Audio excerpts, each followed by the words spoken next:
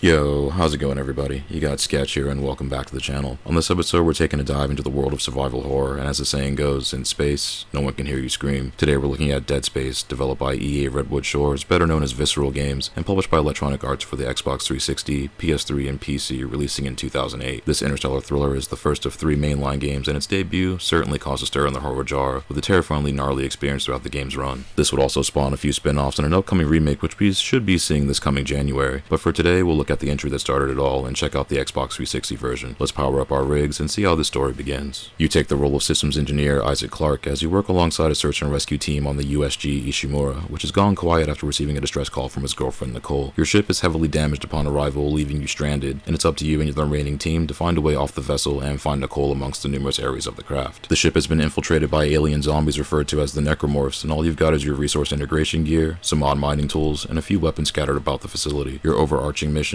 aside from that, will be to return an artifact known as the Marker back to the planet in one piece, and hopefully you and your party will live to tell about it. Gameplay wise, you've got 12 chapters throughout the various areas of the Ishimura interiors, as well as the exterior, which will have its own unique set of hazards to skirt by. You'll have a limited assortment of weapons to start out with, but you'll eventually scrape up enough credits to buy weapons at the shops, as well as use power nodes to upgrade your equipment and rig suit. These upgrades will give you more hit points, more resilient armor, higher oxygen and telekinesis capacity, along with upgrading your weapons, which you'll want to do as much as possible. The enemies don't wait long before showing up to toss you off the ship's cargo bay like the alien queen, but here's where you serve up some interstellar sauce to prevent that. Through the whole of Dead Space, you'll play in the third-person perspective in a similar vein to Resident Evil 4, which has its over-the-shoulder camera. While tank controls aren't used here, it's got a similar feel to the Resident Evil games from 4 to the current third-person entries where you have full spectrum controls with the analog sticks. Your means of attack are your weapons ranging from your trusty plasma cutter, flamethrower, the Ripper, which fires saw blades, and the tried and true plasma rifle, all of which pack a punch, even more so when they're fully upgraded. Weapons also have their unique alternate firing modes, all of which are useful. Your suit also has 6 power levels, and getting the final rig suit makes Isaac quite spongy, allowing him to soak up damage like a ShamWow. Your telekinesis and stasis will also be an important mechanic to get a hang of since it's got a variety of uses, from grabbing out of reach credits and upgrades, to throwing explosive canisters at your necromorph ops. Your stasis ability can also slow down certain objects like malfunctioning doors, and when timed properly,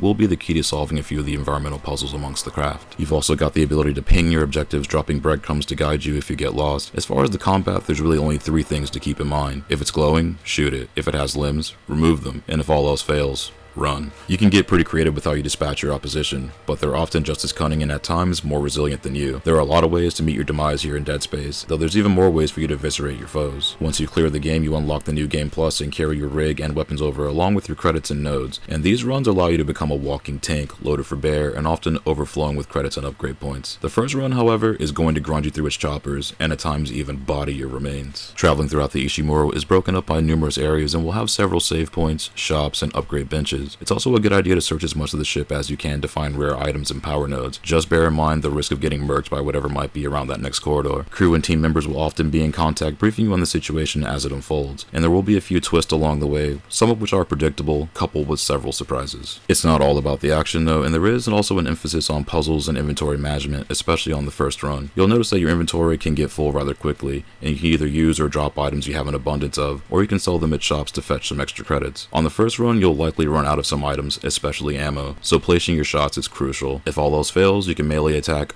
or just run. It's always a bummer when you find blueprints and semiconductors only to not have space to carry it, so management is a key factor. Between the action-packed encounters, puzzle solving, and genuinely scary moments in the narrative, you got a fair bit of versatility here with the gameplay, and each scene will have you on your guard. Graphics-wise, Dead Space runs on the Havoc engine, and this game looks good even by today's standards. The high level of detail of the Ishimura is also one of the game's strongest suits, venturing through its vast areas, each with increasing levels of necromorph infestation. The bits where you moonwalk outside of the craft into its onboard asteroid defense turrets display a lot of variation amongst the locales. The lighting effects are especially solid here, with tons of dynamic lighting throughout the ship. The atmosphere that's created here is a visually fierce one, and there's always something out there waiting in the shadows to clip that suit of yours. Enemy designs are one of the most interesting bits here, with an emphasis on some gnarly body horror aesthetics like the Thing on steroids. The necromorphs come in an assortment of smaller spider morphs to Goliath bosses you'll encounter through the game's 12 chapters, and boss characters are colossal here. Going back to the lighting for a moment, since it does play an important part here visually, several enemies will have illuminating parts amongst them, and is often its critical spot. so if you're looking to maximize damage, that's often your target. On the boss encounters, the sooner you can dim those glowing bulbs, the sooner you can end them. Visual cues are important here considering there is no HUD during gameplay. If you note the gauge on your suit, you've got a real-time indicator of your current health and stasis meter, both of which can be replenished with found kits, recharge stations, and in the various shops. Your available ammo is displayed once you draw your weapon, also featuring a real-time count of how much ammo you have left. White fluorescent lights around the map are often lockers and caches you can open, whereas the red ones remain locked. Green crates will also contain items, so keep an eye out for those as well. While you can pull up your inventory at any time, the game doesn't stop, and if you're in a conflict, the enemy will attack you. Finding a safe spot to manage your inventory is recommended, otherwise you can get clapped. There's also a few death-defying QuickTime events requiring certain button presses or actions,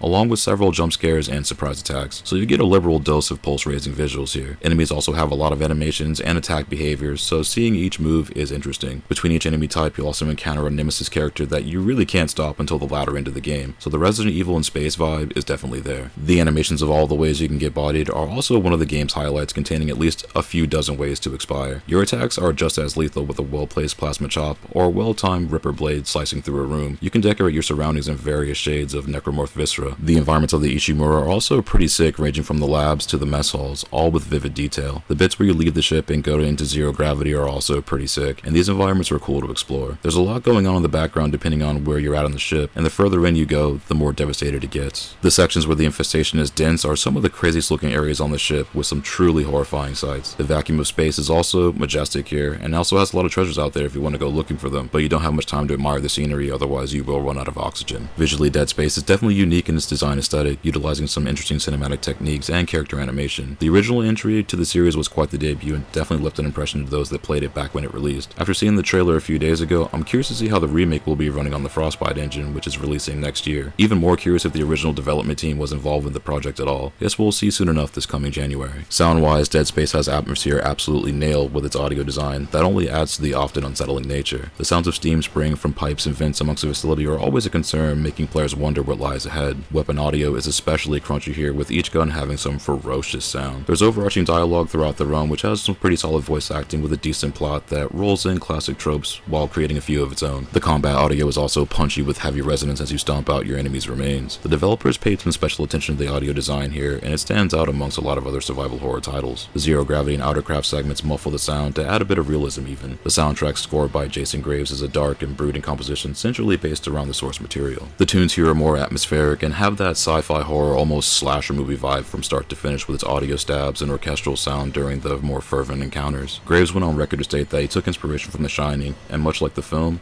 Dead Space creates some potent atmosphere with its score along with everything else all working together swimmingly. The necromorphs themselves also have some terrifying audio bites, making each encounter that much more frightening. You can often hear what's coming, but certain enemies let out a screech that will sear into memory, like the wall-mounted bomb generators particularly, which belch out enemies and explosives and have their own unique battle cry once defeated. Enemies across the board have their own unique audio cues and will clue you in sometimes as to what's in the area with you, though you'll never truly know for sure until you see them. Bosses sound just as massive as they looked, often having thunderous roars, and even smaller enemies have some raucous audible gestures. In closing, Dead Space is an excellent debut to the series, setting the stage for a horrifying as well as challenging survival horror title. This entry would spawn a couple of sequels and spin-offs that we'll discuss later on, but the first game is truly something special for horror fans that are up to the challenge and they can stomach some of the more grotesque visuals. For as gruesome as parts get here, there are just as many spots to marvel at while trying not to get smoked. You also get a limb-slicing epic with several holy shit moments. You can't really go wrong with these, and hopefully the remake will be just as good, or possibly better. Dead Space gets an 8.5 out of 10 and comes highly recommended to survival horror fans as well as sci-fi action fans, since it has a little bit of something for everyone. Once you get dialed in here, it honestly becomes difficult to put it down even when you're catching necromorph hands on repeat. Dead Space, along with its numbered sequels, can typically be found for about $10 each, and Dead Space Extraction goes for around $30 for a complete copy. Most of these are also available on Game Pass, and these are all fun games to break out during the spooky season, and really any other time too. You're gonna get worked on that first run, but once you're on to the subsequent runs after, you get quite the glorious victory lap with New Game Plus. If you haven't played these games already, give them a shot if you're into survival horror. And I thank you again if you made it this far into the video. If you find this video helpful, that's awesome. I'm glad you can use this as a resource.